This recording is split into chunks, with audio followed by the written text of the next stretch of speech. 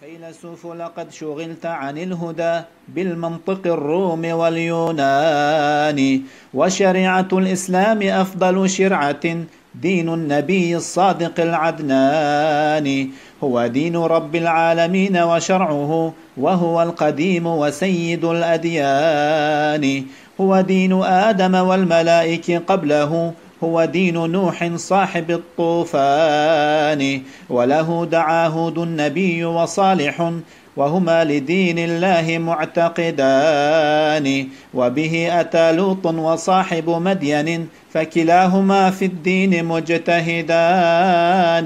هو دين إبراهيم وابنيه معا، وبه نجا من نفحة النيران، وبه حمى الله الذبيح من البلاء لما فداه بأعظم القربان، هو دين يعقوب النبي ويونس، وكلاهما في الله مبتليان، هو دين داود الخليفة وابنه، هو دين يحيى مع أبيه وأمه، نعم الصبي وحبذا الشيخان، وله دعا عيسى ابن مريم قومه، لم يدعوهم لعبادة الصلبان، والله أنطقه صبيا بالهدى في المهد ثم سما على الصبيان، وكمال دين الله شرع محمد صلى عليه منزل القرآن، الطيب الزاكي الذي لم يجتمع يوما على زلل له أبوان،